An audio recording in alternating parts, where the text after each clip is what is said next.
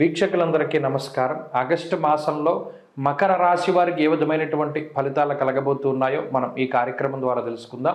ప్రత్యేకించి మకర రాశి వారికి ఉండేటువంటి గ్రహస్థితి పరిశీలనం చేస్తే ఈ రాశి వారికి 2వ స్థానమందు శని వక్రించినటువంటి ఫలితాలు వస్తూ ఉన్నాయి. తృతీయమందు రాహువు, పంచమమందు గురుడు, అలాగే కుజుని యొక్క స్థితి, సప్తమ స్థానమందు రవి, బుధుల యొక్క సంచారము, భాగ్యమందు శుక్రకేతువులు, ఇలా గ్రహస్థితి ఉన్నది. ప్రత్యేకించి ఇందులో యోగించేటువంటి గ్రహాలు అంటే ఒక గురుడు మాత్రమే కనబడుతూ ఉన్నారు.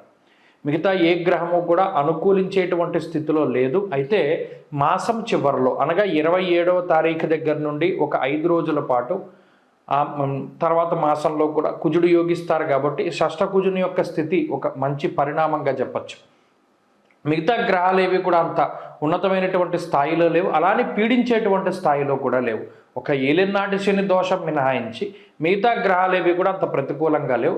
ఒక రవి మాత్రం 16వ తారీఖు దాటాక అష్టమ స్థానంలోకి వెళ్ళడం ద్వారా అష్టమ రవి యొక్క దోషము అనేటువంటిది వస్తుంది. అయితే ప్రత్యేకించి ఈ గ్రహస్థితి ఆర్థికపరమైనటువంటి విషయాలపై గనక మనం తీసుకుంటే ఆర్థికంగా అంత ఇబ్బందికరమైనటువంటి పరిస్థితులు ఏవి కూడా కనపడడం లేదు. ఎందుకంటే పంచమ గురుడు ఉన్నప్పుడు, అలాగే అర్ధాష్టమ కుజుడు కూడా లేరు, ఆయన మారిపోయారు కాబట్టి ఆర్థిక సమస్యల నుండి కూడా బయటపడడానికి అవకాశం ఉంటుంది. గత నెలలో కానీ అంత క్రితం నెలల్లో కానీ ఏదైనా కొన్ని ఆర్థికంగా ఇబ్బందికరమైనటువంటి నిర్ణయాలు తీసుకోవడం ద్వారా ఆర్థిక సమస్యలు వచ్చినప్పుడు వాటి నుండి కూడా బయటపడడానికి ఈ నెలలో ప్రత్యేకమైన సావకాశం ఉంటుంది. కాబట్టి ఆర్థికంగా పరిస్థితి అంతా కూడా సాధారణంగానే ఉంది. అంటే వచ్చినటువంటి ధనం మీకు సక్రమంగా అది వినియోగింపబడుతుంది. కొంత ధనాన్ని దాచుకుంటారు, కొంత ధనాన్ని ఎక్కడైనా పెట్టుబడి కింద పెట్టగలుగుతారు. ఇలా అన్యాక్రాంతం అవ్వకుండా అనవసరమైన ఖర్చు లేకుండా సానుకూలంగానే సాగుతూ ఉంటుంది. ఇక ఆరోగ్యపరమైనటువంటి విషయాలను చూస్తే కొంత ఆరోగ్యపరంగా సమస్యలు కనబడుతూ ఉన్నాయి. అటు శనేశ్వరుడు ఇచ్చేటువంటి ఇబ్బంది, అలాగే 16వ తారీఖు దాటాక రవి ఇచ్చేటువంటి కొంత సమస్యలు, అజీర్ణమయ సంతాపం, జానుబాధాంత దైవచ అంటే కొంత అనారోగ్య సమస్యలు, వీటికి అటు రవి శనులు కారణమవుతారు. దాంతోపాటుగా అటు పంచమంలో ఉండేటువంటి కుజుడు ఏమవుతుందంటే ఏదైనా ఒక చిన్న ఆరోగ్యపరమైన సమస్య వస్తే అదేదో పెద్ద భయంకరమైనటువంటి సమస్యగా బాధపడుతూ ఉంటారు. ఇది ఒకటి. అంటే మానసికమైనటువంటి భయాలవి ఎక్కువగా ఉంటాయి. అదొకటి కొంత ఇబ్బందిని కలగజేస్తుంది. తప్పితే ఈ మాసం అంతా కూడా చిన్నపాటి అజీర్తికి సంబంధించిన సమస్యలు, కాళ్ళ నిప్పులు, లేదా ఏదైనా కొంత కండరాల వాపు కానీ, లేదా కొంత ఎముకల మీద దెబ్బలు తగులుతూ ఉంటాయి, కవుగు దెబ్బలు తగులుతూ ఉంటాయి, వాటి వల్ల ఏదైనా సమస్య తప్పితే మిగతావేమి ఇబ్బంది లేవు. రవి ఎముకలకి కారకత్వాన్ని వహిస్తాడు కాబట్టి 16వ తారీఖు దాటాక కొంత ఎముకలకి సంబంధించి కొంత జాగ్రత్తగా ఉండాలి. ఇక కుటుంబపరమైనటువంటి విషయాలు సాధారణంగానే ఉన్నాయి. కుటుంబ సభ్యులతోటి ఉండేటువంటి సత్సంబంధాలు కానివ్వండి, లేదా అటు మిత్రులు, సన్నిహితులు, రక్త సంబంధీకులు, తోబుట్టువులతో ఉండేటువంటి సఖ్యత విషయాలు కూడా అన్ని సాధారణంగానే గోచరిస్తూ ఉన్నాయి. వాటిలో ఇబ్బంది ఏమీ లేదు, గత మాసంలో ఉండేటువంటి లాగానే ఉన్నాయి. ప్రత్యేకించి శుభ కార్యక్రమాల రీత్యా కూడా కొంత బంధుమిత్రులను కలుసుకోగలుగుతారు, తీర్థయాత్రలు చేయగలుగుతారు, దైవ దర్శనాలు చేయగలుగుతారు, కొన్ని సాహసోపేతమైనటువంటి చర్యలు చేపట్టగలుగుతారు. మొత్తం మీద ఇవన్నీ కూడా సానుకూలమైనటువంటి వాతావరణానికే కారణమవుతాయి. ఇక ఉద్యోగ వ్యాపారాలకి సంబంధించినటువంటి విషయాలకు వస్తే ఉద్యోగపరంగా కొంత ఒత్తిడి ఉంటుంది. ఎక్కువ సమయాన్ని ఉద్యోగంలో గడపవలసినటువంటి పరిస్థితులు ఏర్పడతాయి.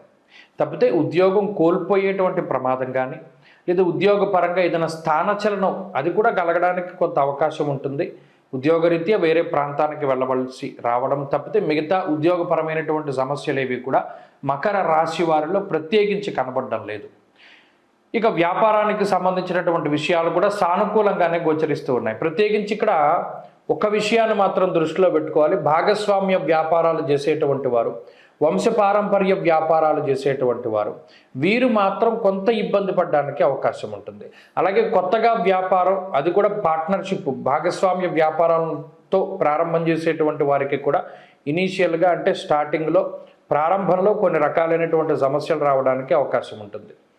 మనం మొత్తానికి చూసుకున్నప్పుడు ఈ మకర రాశి వారికి మరలా అటు కుటుంబపరమైనటువంటి విషయాల్లోకి వెళ్ళినప్పుడు జీవిత భాగస్వామికి, సంతానానికి సంబంధించినటువంటి ఆరోగ్యపరంగా కూడా ఈ గ్రహస్థితి కించిత్ ఇబ్బందిని కలగజేస్తూ ఏదేమైనా కొంత మానసికమైనటువంటి భయానికి మాత్రం కారణమవుతుంది.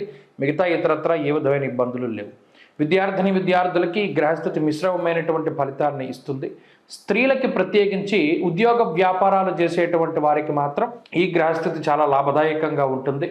గృహిణులలో కొంత ఉన్నతమైనటువంటి స్థాయికి గృహిణులను తీసుకుపోవడానికి, వాళ్ళ వ్యక్తిత్వ పరంగా కానీ ఆలోచన పరంగా కానీ కొన్ని మార్పులు తీసుకురావడానికి కూడా అవకాశం ఉంటుంది. అలాగే ఏదైనా అనారోగ్య సమస్యల నుండి బయటపడడానికి, లేదా సంతానోత్పత్తికి సంబంధించిన సమస్యల నుండి బయటపడడానికి, రజోదోషాలు పోగొట్టుకోవడానికి కూడా ఈ గ్రహస్థితి కొంత ఉపయోగపడుతూ ఉంటుంది. మకర రాశి వారి ఈ మాసంలో మరింత మంచి ఫలితాలను సాధించడానికై ఎక్కువగా ఆంజనేయ స్వామి వారి యొక్క ఆరాధన చేస్తూ ఉండడం చెప్పదగినటువంటి సూచన. వీలుంటే మంగళవారం ప్రారంభం చేసి శనివారం పూర్తయ్యేటువంటి విధంగా సుందరకాండ పారాయణ చేయండి, మంచి ఫలితాలు సంప్రాప్తమవుతారు. జూలై 16వ తారీఖు నుండి దక్షిణాయనం ప్రారంభమవుతుంది. దక్షిణాయనము అంటే ఏంటండి అంటే, సూర్యుడు ఎప్పుడైతే పునర్వసు నక్షత్రము 4వ పాదంలోకి సంచారం చేస్తారో, కర్కాటక రాశిలోకి ఆయన ప్రవేశం చేస్తారో, ఆ రాశి ప్రవేశం లగాయతూ మరలా తిరిగి ఉత్తరాషాఢ 2వ పాదంలోకి మకర రాశిలోకి ప్రవేశించేటువంటి సమయం వరకు కూడా ఉండేటువంటి కాలాన్ని దక్షిణాయన కాలంగా చెప్తారు. దక్షిణాయనము అంటే దక్షిణ అయనము, మనకి రామ అయనము అంటే రాముడి యొక్క ప్రయాణమని, అలాగే ఉత్తరాయణము దక్షిణాయనము అంటే సూర్యుడి యొక్క గమనాన్ని తెలియజేస్తాయి. మీరు గమనిస్తే ఇప్పుడు ఇప్పుడు ప్రతిరోజు సూర్యుడు ఉదయించేటువంటి దిక్కును కనుక చూస్తే, అంటే మీరు ఇంటి దగ్గర ఉండి చక్కగా మీరు తూర్పు సింహద్వారం అయితే తూర్పు సింహద్వారం, లేదా ఏ సింహద్వారం అయినా తూర్పు వైపు ఉండేటువంటి ద్వారం దగ్గర నిలబడండి. ప్రతిరోజు ఉదయం సూర్యుడు ఏ దిక్కున ఉదయిస్తున్నాడో మీరు పరిశీలన చేయండి. ఈ దక్షిణాయనం ప్రారంభమయ్యే దగ్గర నుండి పూర్తయ్యేంత వరకు గనక మీరు పరిశీలన చేస్తే, తూర్పు ఇలా మీ ఎదురుగుండా ఉన్నట్టయితే సూర్యుడి యొక్క ఉదయించేటువంటి స్థితి మారుతూ ఉంటుంది. అంటే ఈ దక్షిణం వైపు ఆయన ప్రయాణం చేస్తాడు. భూమి యొక్క కదలిక మాదిరిగా ఉంటుంది. ఎప్పుడైతే మరలా ఉత్తరాయణం ప్రారంభమవుతుందో ఆయన మరలా ఉత్తరానికి వెళ్ళిపోతూ ఉంటాడు. ఈయన ఉత్సాహానికి కారకులు, ఆరోగ్యానికి కారకులు. అలాగే జీవితంలో మనం ఏది సాధించడానికైనా సరే రవిగ్రహం చాలా ముఖ్యం. గ్రహరాజు అయినటువంటి రవి ఆయన ప్రతికూలంగా ఉన్నప్పుడు ఆరోగ్యపరంగా కొన్ని చికాకుల్ని కలగజేస్తారు. అలాగే ఉత్సాహ భంగానికి కారణమవుతారు. అనగా ఎప్పుడైతే అనారోగ్య సమస్యలు వస్తాయో మనం అంత ఉత్సాహంగా ఉండలేం కదా, అలా ఉత్సాహానికి ఇబ్బంది వాటిల్లుతుంది. దానితో పాటుగా జీవితం అంతా కూడా కొంత ఇబ్బందికరంగా ముందుకు సాగుతుంది. అంత ఆశించినటువంటి స్థాయిలో ఉండదు అనేటువంటి విషయాన్ని మనం దృష్టిలో పెట్టుకోవాలి.